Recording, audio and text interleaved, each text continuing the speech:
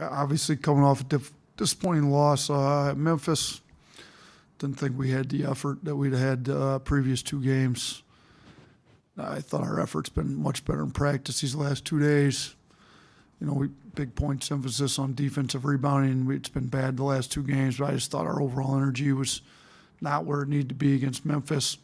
I think some of the leaders on the team realize that we got to practice harder if we're going to be ready to go and bring the energy we need to in games where we got to bring it in practice. So yesterday, we have the catapult system that kind of measures explosiveness and effort, and that our trainer Clark gets us the info. He told us it was the highest team average he's had in the 7 years they've been using it here. So I thought we got after pretty good in practice yesterday. Quinterly had the highest, they call it explosive ratio numbers on the catapult. He had the highest explosive ratio in the history of the program in the 7 years they've been using this for one player. So Quinterly was really good in practice yesterday, but I thought most of our guys got after it a little bit. So I think we had one of the better practices we've ever had yesterday. We had another good one today. We're looking forward to Jacksonville State. Ray does an unbelievable job everywhere he's been, getting these guys to play really hard. They're going to be a hard-playing group. The year before, I got here, they beat us in a close scrimmage where the box score got leaked. So we've had a close scrimmage with them my first year, played them in a game last year, played them in a game again this year. They always play us tough, hard.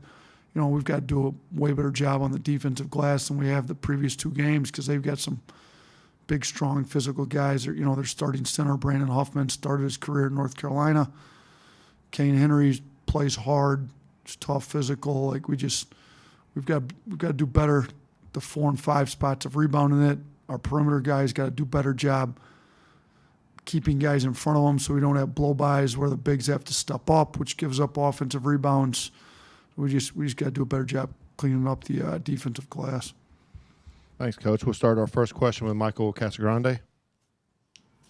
Yeah, after you challenge a team like you did the other night, the leadership, what are you looking for the most in the next practice? What's the tangible proof of your message getting through?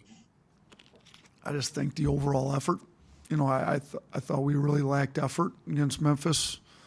There's each player has individual stuff they've got to get better on. Well, if you're not going hard, you can't get better because you're just, if you're doing things at 70, 75% speed, you're not going to get better at what you need to do in the games because you're not going at game speed. So, I thought our effort was great. I think, Shaq gives us really good effort pretty much every day. I thought he was really good. Him and Quinterly were paired up in practice, and I thought they were great. Our bigs, I think, are trying to rebound it better, and Coach Hodgson's in charge of our bigs. He's got all of them still going. He's making them stay after every day in practice and do rebounding drills after practice is done, in addition to the ones we do in practice, because he's tired of seeing the rebounding numbers from our bigs. I think they're going to answer the bell in a big way. But we got to get better, and it can't be a 1 day in practice, 2 days in practice kind of thing. It's got to become who we are. Nick Kelly. Yeah, you keep mentioning effort, and they talked about being locked in more. Is effort something that is just like a light switch that you just turn on and off, or how do you kind of get better effort? No, I thought we had it against Gonzaga. I don't think we beat a team that good without playing super hard. I thought our Houston game, and if you look at, we measure effort by a lot of different variables, our blue-collar points, the catapult system, that's more training room thing, just to see how explosive the guys are moving and how many explosive movements they've got. I think it's more of a thing where maybe we got a little full of ourselves, arrogant, coming off 2 great wins. We think we can show up and we're a really good team just because we're a really good team and we beat good teams. That's not why we're a really good team. We're a really good team because we've got skilled players that play really hard and play together. So we still have really skilled players, but I thought the Memphis game, we didn't play hard, and we started to get back to where we had some selfish plays too. We didn't play hard and we didn't play together, even though we've got really skilled players. We're really talented. showed in Memphis, right? I mean, they lost 4 straight. They've got a ton of talent. They weren't playing as hard as Penny wanted to play, and they weren't playing nearly as together based on his comments in the media. And they finally had a wake-up call, and they brought it against us, and they looked a lot better. Well, and we didn't bring it. It's kind of dealing with kids these age and human nature in general. When things are going well, sometimes there's relaxing that you've got to get out of your program. And I think this week, we realize if you relax and don't bring the effort you need to bring, we're just not that good. When we play as hard as we played those other games, we're pretty good. So let's get back to playing hard and being who we are. Charlie Potter. Yeah, hey, Coach. You mentioned just the effort that both Quinterly and Shaq showed, but calling for the leadership, did you also maybe see guys step up and be more vocal? Was it a situation where they did that, or was it more lead by example kind of thing? A little bit of both. I don't think you can speak up and talk if you're not leading by example. You can, but people aren't going to listen to you. So I think it's one of those deals where our guys are smart enough to know that, like, I've got to bring it, and I got to be playing hard before I'm speaking about playing hard. So I think, we're establishing, obviously Quinterly's a senior, Shaq's our most experienced guy here, 3rd year in the program. I talked to both those guys, like, you got to be bringing it, for you to talk, but we need you to talk. Like, we need you to speak up. We need your leadership.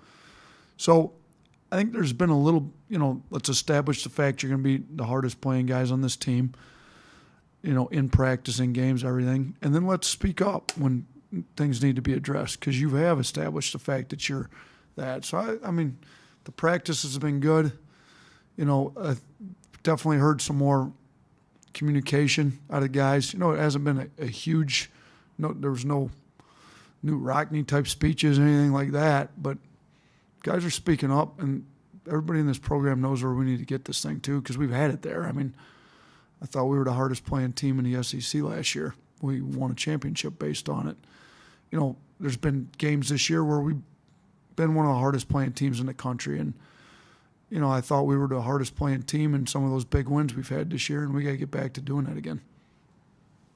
Next up, Adam Zagoria. Hey, Coach, how you doing? What's up, Zach? It's good to have you on. Thanks.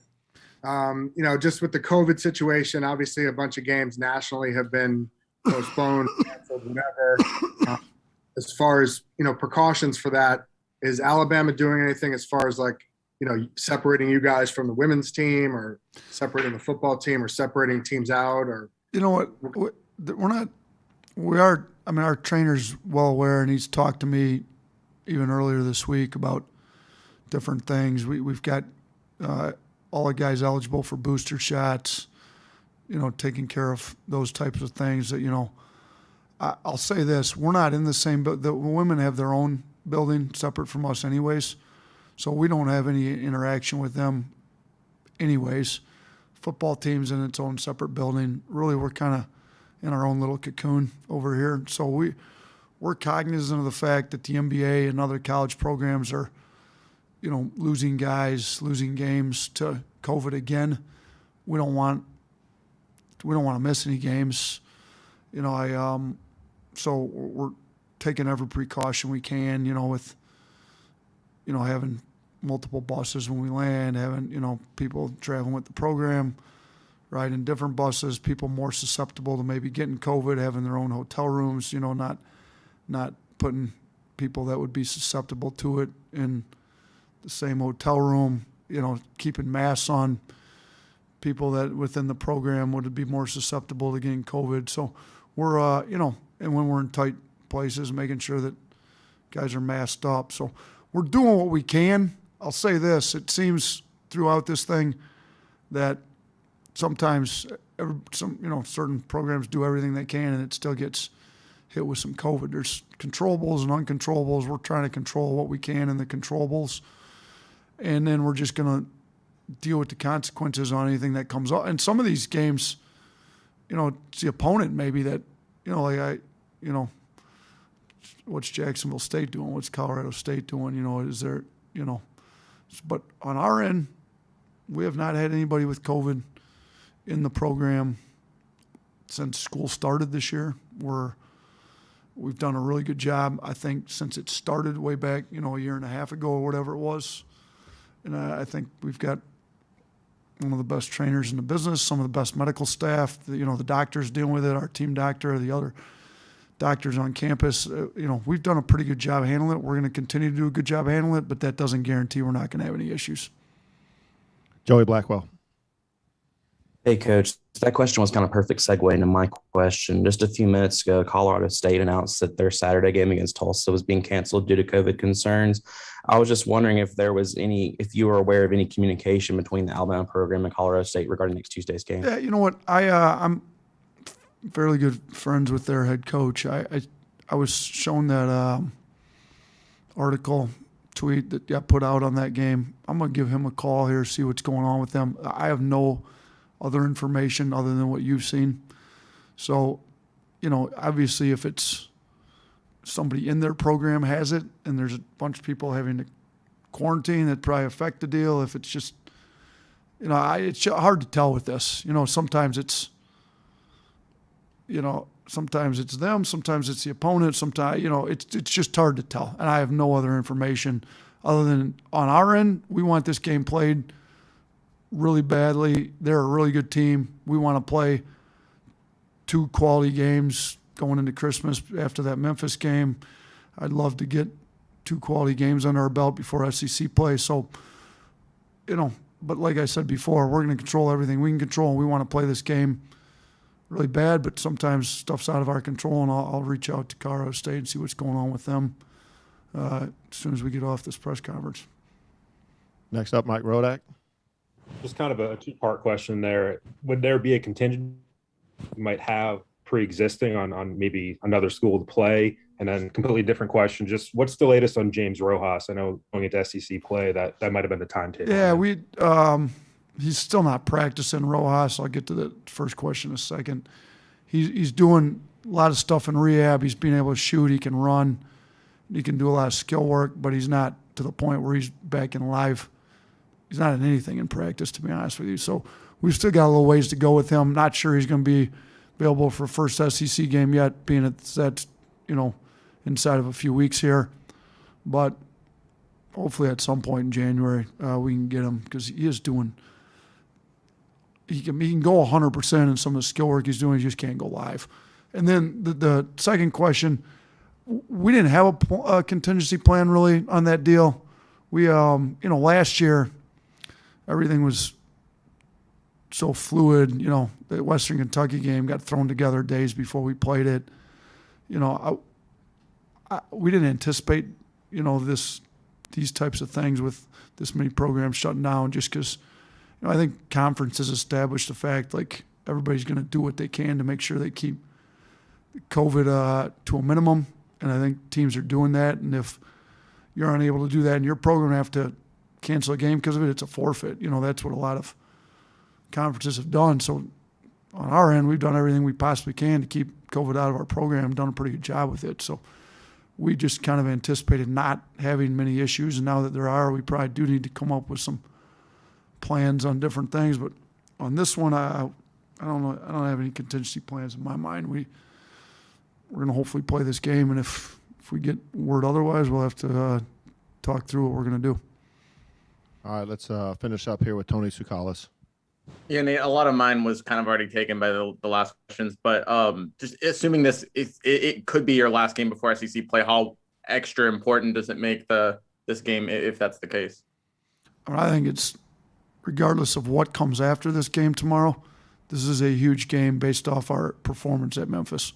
Like, we need to get back to who we are. We were really good here last year, and we were really good here at times this year because of how hard we played, how unselfish we were, how much we played the game the right way. And we got to get back to doing that regardless of who the opponent is and who we've got coming after them, because that's just who we need to be. We've been that in practice for 2 days. We need to do it, third day in a row in the game and get back to who we are. And, and if it's the last game before conference, I don't anticipate it being that. I anticipate us playing on Tuesday. But if it is, then we need to have a great game going into it.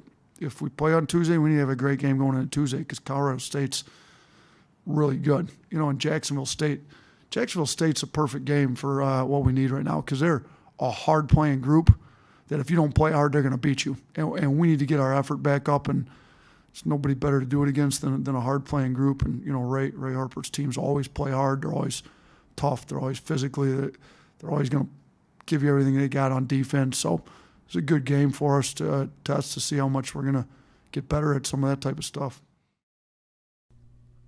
Talking a little trash on the field? Yeah, we get it. Trashing the state with litter? That's terrible. Keep it clean. Keep Alabama beautiful.